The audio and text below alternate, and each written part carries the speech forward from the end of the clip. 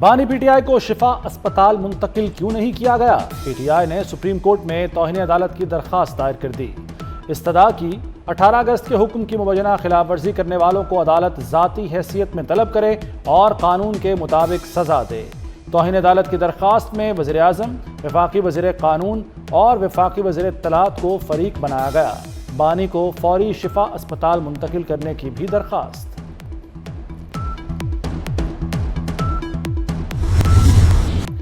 وفاقی وزیر اطلاعات عطا تارڑ نے تحریک انصاف کی جانب سے دائر توہین عدالت کی درخواست کو بے بنیاد قرار دے دیا۔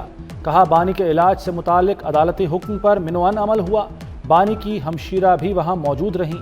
عدالتی حکم کے باوجود پی ٹی آئی نے سیکیورٹی میں رخنہ ڈالا اور میڈیا میں بیانات دیے۔ توہین عدالت کے مرتکب یہ لوگ ہیں۔ قیدی جب خود وزیر اعظم تھا تو دوسروں کی بیماری کا مذاق اڑایا کرتا تھا۔ صحت پر سیاست نہیں ہونی چاہیے، مگر صحت کے معاملے کو سیاسی رنگ دیا جا رہا ہے۔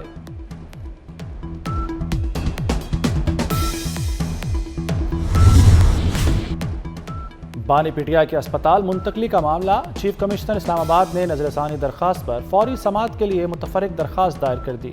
معاملے کی حساسیت کے پیش نظر نظر ثانی درخواست کو جلد از جلد سماعت کے لیے مقرر کرنے کی استدعا۔ بانی پی ٹی آئی کو 20 اور 21 اگست کی درمیانی شب طبی معائنے اور علاج کے لیے پیمز اسپتال لایا گیا۔ پیمز انتظامیہ کے مطابق طبی معائنے کے دوران آنکھوں کے چیک اپ کے لیے شفا انٹرنیشنل اسپتال کے 2 ماہرین بھی موجود تھے۔ دیگر طبی معائنے پیمز کے متعلقہ ماہرین نے کیے۔ پیمز کے ڈاکٹروں پر مشتمل میڈیکل بورڈ نے طبی فٹنس رپورٹ مرتب کی۔ مریض کی رازداری اور عدالتی ہدایات کے پیش نظر خفیہ طبی معلومات جاری نہیں کی جائیں گی۔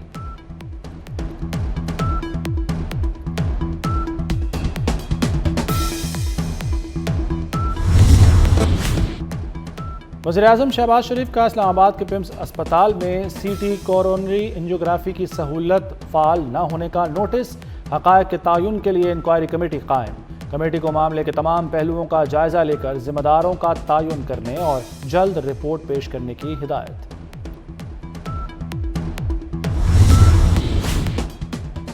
وکلا تنظیموں کا تحریک انصاف کے بیانات سے اظہار لا تعلقی۔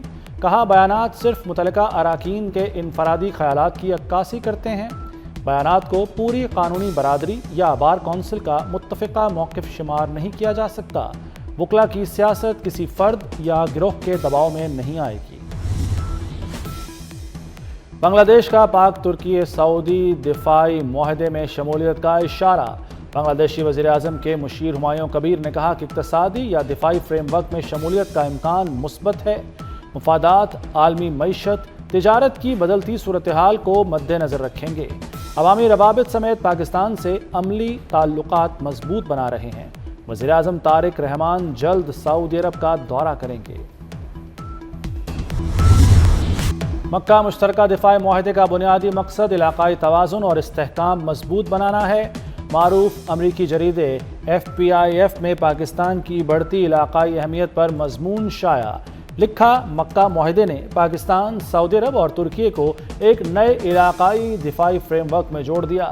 پاکستان کی جنگی تجربہ رکھنے والی فوج معاہدے کو منفرد قوت فراہم کرتی ہے۔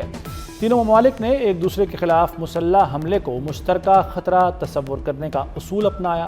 معاہدے کو ایران مخالف اتحاد قرار دینا درست نہیں۔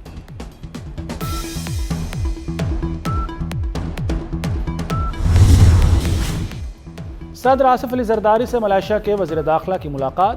صدر مملکت کا قانون نافذ کرنے والے اداروں اور سیکیورٹی کے شعبوں میں تعاون مزید مضبوط بنانے پر زور۔ انسداد دہشت گردی، منشیات کی روک تھام اور انسانی اسمگلنگ کے خلاف مشترکہ تعاون بڑھانے پر بھی اتفاق کیا گیا۔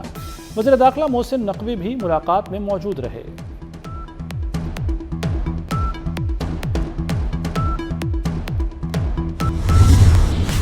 وفاقی وزیر داخلہ محسن نقوی سے ملائیشین ہم منصب سیف الدین کی 1-on-1 ملاقات۔ وفود کی سطح پر بھی مذاکرات۔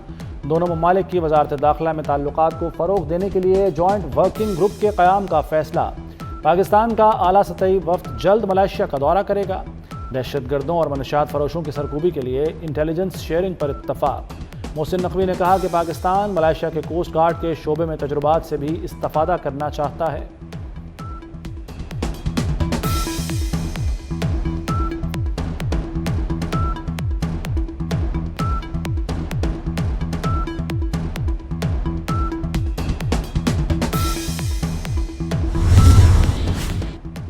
صدر ٹرمپ نے آبنہ ہرمز کو ایک مرتبہ پھر امریکی علاقہ قرار دے دیا۔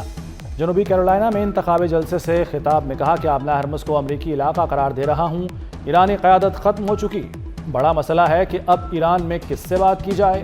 ایران میں کوئی صدر نہیں بننا چاہتا۔ ایران اپنے فوجیوں اور پولیس اہلکاروں کو تنخواہیں ادا نہیں کر پا رہا۔ افراط زر 350% تک پہنچ چکا۔ ایران صحیح معاہدہ کرنے پر تیار نہیں۔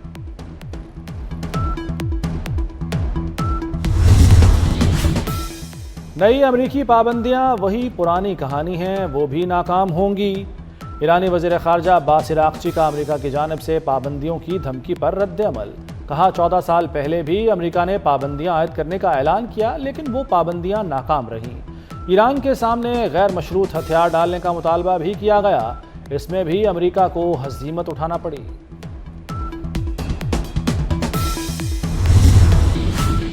ایران کسی دھونس اور دباؤ کے سامنے نہیں جھکے گا، دشمن کو فیصلہ کن جواب دیں گے۔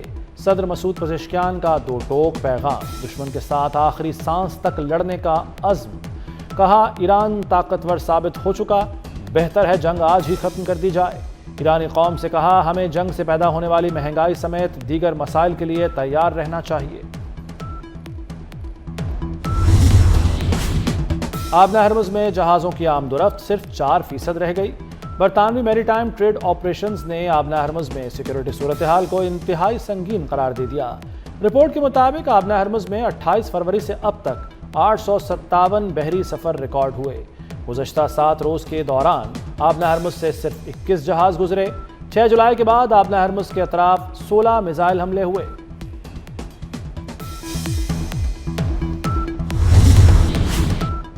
عالمی منڈی میں خام تیل کی قیمتوں میں اضافے کا رجحان۔ برنٹ کروڈ آئل 0.65% اضافے کے ساتھ $94.39 فی بیرل۔ امریکی خام تیل 0.26% اضافے سے $87.06 فی بیرل کی سطح پر آ گیا۔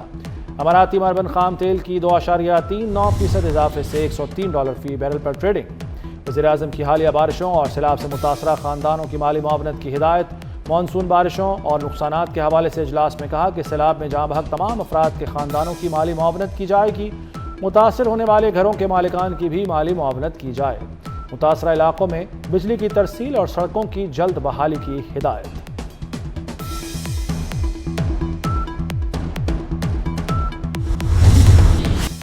مانسون کا 7واں سپیل ملک میں داخل۔ لاہور سمیت پنجاب کے مختلف شہروں میں آج اور کل وقفے سے بارش کی پیش گوئی۔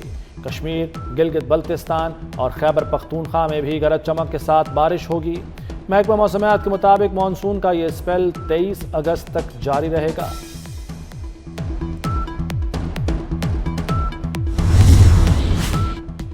پاکستان نے ڈیجیٹل معیشت کے فروغ اور ورچوئل اثاثہ جات کے تحفظ کے لیے ریگولیٹری نظام متعارف کرا دیا۔ وزیر مملکت بلال بن ثاقب کہتے ہیں کہ 6 ماہ سے بھی کم عرصے میں ورچوئل اثاثہ جات کے لیے لائسنس کا نظام تشکیل دیا ہے۔ لائسنسنگ ریگولیشنز جاری کر کے پورٹل بھی فعال کر دیا۔ لائسنس کی 10 مختلف کیٹیگریز متعارف کرائی گئی ہیں۔ ورچوئل اثاثہ جات آپریٹرز لائسنس کے لیے 5 ستمبر تک درخواست جمع کرا سکتے ہیں۔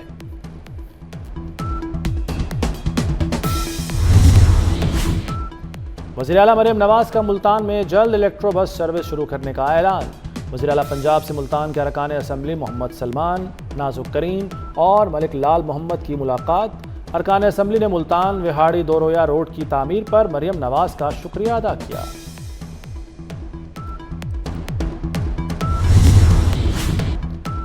کراچی کے مسائل کی ذمہ دار متحدہ ہے۔ بلدیاتی اداروں میں جرائم پیشہ لوگوں کو بھرتی کیا۔ شرجیل میمن کی کراچی BRT ریڈ لائن منصوبے کے معائنے پر گفتگو۔ کہا شہر میں یلو لائن کا کام تیزی سے جاری ہے، اگلے ماہ ڈبل ڈیکر بسیں بھی آ جائیں گی۔ 500 EV بسیں شہریوں کو سفر کی بہترین سہولتیں فراہم کریں گی۔ ہر ملک نے آبادی بڑھنے کے ساتھ انتظامی یونٹس بڑھائے۔ نئے صوبے بننے سے گورننس بہتر اور اخراجات کم ہوں گے۔ چیئرمین پنجاب گروپ میاں عامر محمود کا لاہور میں میرا صوبہ میرا نظام کے عنوان سے سیمینار سے خطاب۔ کہا حکمران نہیں نظام بدلیں، ہمیں پنجاب کے خلاف نفرت کے پیچھے چھپی وجوہات کو جاننا ہوگا۔ نوجوان اچھی گورننس چاہتے ہیں، آج ہمارے پاس موقع ہے کہ اپنے مستقبل کی بہتری کے لیے قدم اٹھائیں۔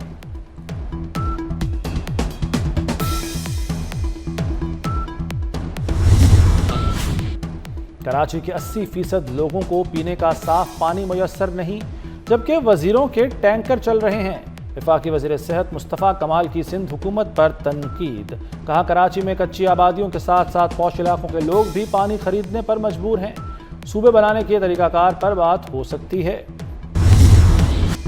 मेयर कराची मुर्तज़ा वहाब कहते हैं, सूबों का मामला मुस्तफ़ा कमाल की न्यूज़ कॉन्फ्रेंस से हल नहीं होगा। जो काम 25 करोड़ आवाम के मुफाद में हो वो होना चाहिए। पंजाब पर तनकीदी गुफ्तगू से गुरेज करना चाहिए। तकलीफ में पंजाब के साथ खड़े होंगे। महंगाई और पेट्रोलियम लेवी के खिलाफ जमात इस्लामी के लाहौर, कराची और पेशावर में धरने। गवर्नर हाउस कराची के बाहर धरना 7वें रोज भी जारी। अमीर जमात इस्लामी कराची मुनम जफर कहते हैं कि मुतालबात की मंजूरी तक एहतजाज जारी रहेगा। कराची में मीर रजा केस की मुख्तलिफ जावियों से तहकीकात। DIG आमिर फारूकी का आखिरी लम्हात की वीडियो जारी करने का इंदिया, ताहाल वीडियो सामने न आ सकी। मीर रजा फैमिली की सिक्योरिटी अचानक वापस ले ली गई। मीर रजा की बहन का कहना है कि मशकूक गाड़ियां उनका पीछा करती हैं। तफ्तीशी ज़रा के मुताबिक पहला पोस्टमार्टम करने वाले MLO डॉक्टर उसामा शेख से उनका मोबाइल फ़ोन फॉरेंसिक के लिए तहवील में ले लिया गया।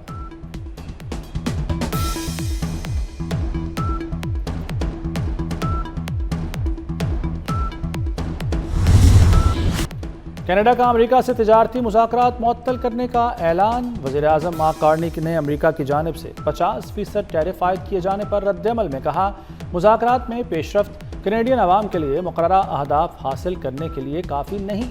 जितना टैरिफ अमेरिका आयद करेगा उतना ही टैरिफ अमरीकी अशिया पर आयद किया जाएगा।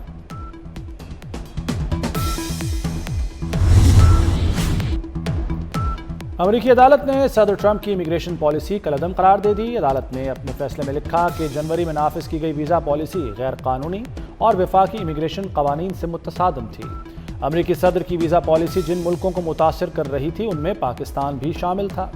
अमेरिकी जज ने फैसला तारकिन वतन हुकूक की तंजीमों की जानिब से किए मुकदमे में सुनाया।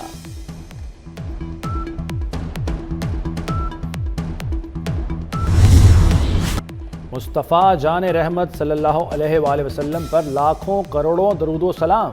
हुज़ूर नबी करीम सल्लल्लाहु अलैहि वसल्लम का जश्न विलादत बासादत आप कैसे मना रहे हैं? अपना नातिया कलाम रिकॉर्ड करके हमें इस नंबर पर व्हाट्सएप करें। दुनिया को इश्क़ रसूल की ये खूबसूरत झलक हम दिखाएंगे। लाहौर में मारूफ सूफ़ी बुजुर्ग हज़रत मियाँ मीर रहमतुल्लाह अलैह के उर्स का दूसरा रोज़। अक़ीदतमंदों की बड़ी तादाद में मज़ार पर हाज़िरी। सिक्योरिटी के सख्त इंतज़ामात।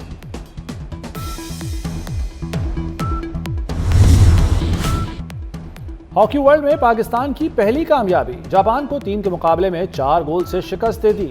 हॉकी वर्ल्ड कप में ग्रीन शर्ट्स ने 16 साल बाद कोई मैच जीता है। राना वहीद ने 2 जबकि हन्नान और हम्माद ने 1-1 गोल किया। पाकिस्तान अपना अगला मैच न्यूजीलैंड के खिलाफ खेलेगा।